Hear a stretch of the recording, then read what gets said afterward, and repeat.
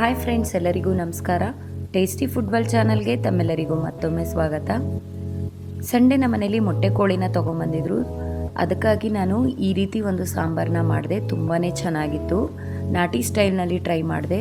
ತುಂಬಾ ಟೇಸ್ಟಿಯಾಗಿತ್ತು ಅಂತಲೇ ಹೇಳ್ಬೋದು. ಮೊಟ್ಟೆ ಕೋಳಿ ಅನ್ನೋ ಫೀಲೇ ಬರ್ತಾ ಇರಲಿಲ್ಲ.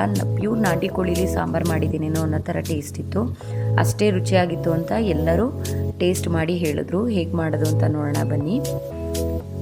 ನಾನು ಇಲ್ಲಿ 1.5 kg ಮೊಟ್ಟೆ ಕೋಳಿನ ತೊಗೊಂಬಂದಿದ್ದೀನಿ ನೋಡಿ. ಅದನ್ನು ನೀಟಾಗಿ ಕ್ಲೀನ್ ಮಾಡಿಸಿ ತೊಗೊಂಬಂದಿದ್ದೀನಿ.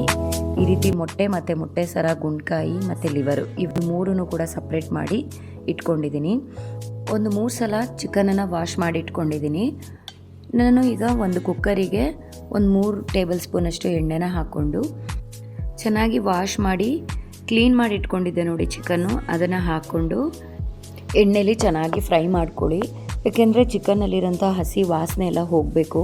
ಅಲ್ಲಿವರೆಗೂ ಕೂಡ ಅದನ್ನು ಫ್ರೈ ಮಾಡ್ಕೋಬೇಕಾಗುತ್ತೆ.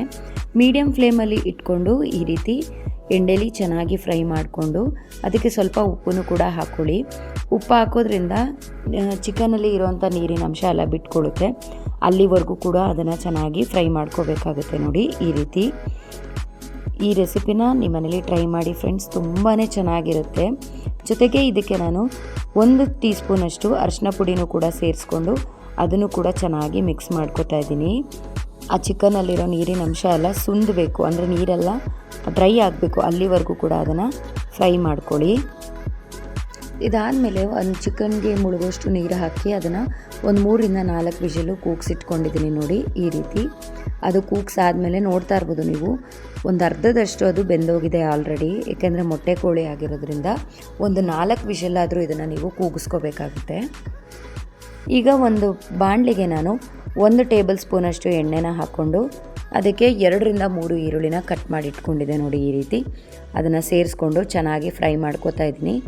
ಹಾಗೆ ಮಸಾಲೆಗೋಸ್ಕರ ಒಂದು ಅರ್ಧ ಟೀ ಸ್ಪೂನಷ್ಟು ಮೆಣಸು, ಹಾಗೆ ಒಂದು 2 ಇಂಚು ಚಕ್ಕೆ, ಒಂದು 3 ರಿಂದ 4 ಲವಂಗನೂ ಕೂಡ ಸೇರಿಸ್ಕೊಂಡು ನಾನು ಇಲ್ಲಿ ಶುಂಠಿ ಬೆಳ್ಳುಳ್ಳಿ ಪೇಸ್ಟ್ನ ಬಳಸ್ಕೊತಾ ಇದ್ದೀನಿ.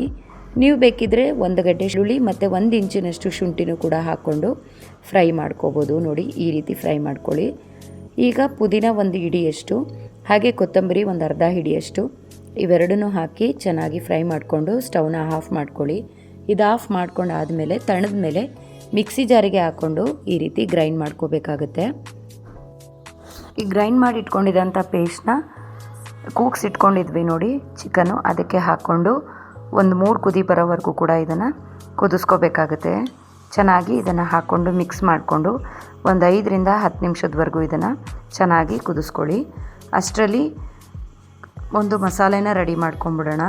ಒಂದು ಮಿಕ್ಸಿ ಜಾರಿಗೆ ಒಂದು ಅರ್ಧ ಹೋಳಿನಷ್ಟು ತೆಂಗಿನಕಾಯಿ, ಹಾಗೆ ಒಂದು 2 ಟೊಮೊಟೊನೂ ಕೂಡ ಸೇರಿಸ್ಕೊಂಡಿದ್ದೀನಿ ಸಣ್ಣ ಸೈಜಿನಷ್ಟು, ಹಾಗೆ ಒಂದು 3 ರಿಂದ 4 ಟೇಬಲ್ ಸ್ಪೂನಷ್ಟು ಕಡಲೆನೂ ಹಾಕ್ಕೊಂಡು ಈ ರೀತಿ ನುಣ್ಣಗೆ ಪೇಸ್ಟ್ ಮಾಡಿ ಇಟ್ಕೊಂಡಿದ್ದೀನಿ.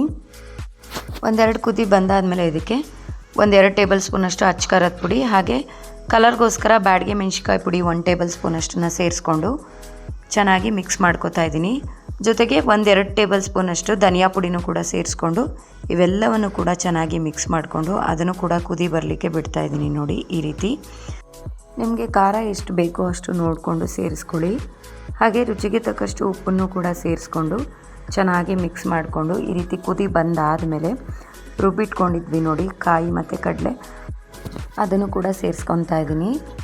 ಜೊತೆಗೆ 1 ಟೇಬಲ್ ಸ್ಪೂನು ಗಸಗಸೆನೂ ಕೂಡ ಬೇಕು ಅಂದರೆ ಸೇರಿಸ್ಕೊಳ್ಳಿ. ನೀವು ಅದನ್ನು ಹುರಿದುಬಿಟ್ಟು ಕಾಯಿ ರುಬ್ತೀರ ನೋಡಿ, ಅದ್ರ ಜೊತೆಗೆ ಹಾಕ್ಕೊಂಡು ಸೇರಿಸ್ಕೋಬೋದು. ಹಾಗೆ ನಿಮಗೆ ಸಾಂಬಾರು ಕನ್ಸಿಸ್ಟೆನ್ಸಿ ಎಷ್ಟು ಬೇಕೋ ಅಷ್ಟನ್ನು ನೋಡಿಕೊಂಡು ನೀವು ನೀರನ್ನು ಸೇರಿಸ್ಕೊಳ್ಳಿ. ಹಾಗೆ ರುಚಿನೂ ಕೂಡ ಸ್ವಲ್ಪ ಕಮ್ಮಿ ಇತ್ತು, ಹಾಗಾಗಿ ಸ್ವಲ್ಪ ಉಪ್ಪನ್ನು ಕೂಡ ಸೇರಿಸ್ಕೊಂಡಿದ್ದೀನಿ. ಇಷ್ಟು ಕನ್ಸಿಸ್ಟೆನ್ಸಿ ಆದರೆ ಸಾಕಾಗುತ್ತೆ. ಏಕೆಂದರೆ ಇದನ್ನು ಇನ್ನೊಂದು 2 ವಿಜಿಲ್ ಹಾಕ್ಸಿದ್ಮೇಲೆ ಇನ್ನೂ ಸ್ವಲ್ಪ ಸಾಂಬಾರು ಗಟ್ಟಿಯಾಗುತ್ತೆ. ಹಾಗಾಗಿ ಈಗ ಅದು ಕುದಿ ಬರೋಕ್ಕೆ ಶುರುವಾಗಿದೆ ನೋಡಿ. ಈ ಟೈಮಲ್ಲಿ ನಾನು ಅದು ಮೊಟ್ಟೆ ಮತ್ತು ಲಿವರ್ ಇತ್ತು ನೋಡಿ, ಮೊಟ್ಟೆ ಸರ, ಅದೆಲ್ಲವನ್ನು ಕೂಡ ಹಾಕ್ಕೊಂಡು ಈ ರೀತಿ ಚೆನ್ನಾಗಿ ಮಿಕ್ಸ್ ಮಾಡಿಕೊಂಡು 1-2 ವಿಜಿಲು ಕೂಗೋದಕ್ಕೆ ಇಟ್ಕೊತಾ ಇದ್ದೀನಿ ನೋಡಿ. ಈ ಕೂಗಾದಮೇಲೆ ನಾನು ಇದನ್ನು ಸರ್ವಿಂಗ್ ಬೌಲ್ಗೆ ಹಾಕಿ ಸರ್ವ್ ಮಾಡಿದ್ದೀನಿ. ಫೈನಲಲ್ಲಿ ಕೊತ್ತಂಬರಿ ಸೊಪ್ಪನ್ನ ಹಾಕಿದ್ದೀನಿ. ಎಷ್ಟು ಚೆನ್ನಾಗಿ ಬಂದಿದೆ ಅಂತ. ಕನ್ಸಿಸ್ಟೆನ್ಸಿ ಎಲ್ಲ ತುಂಬಾ ಟೇಸ್ಟಿಯಾಗಿತ್ತು ಫ್ರೆಂಡ್ಸ್.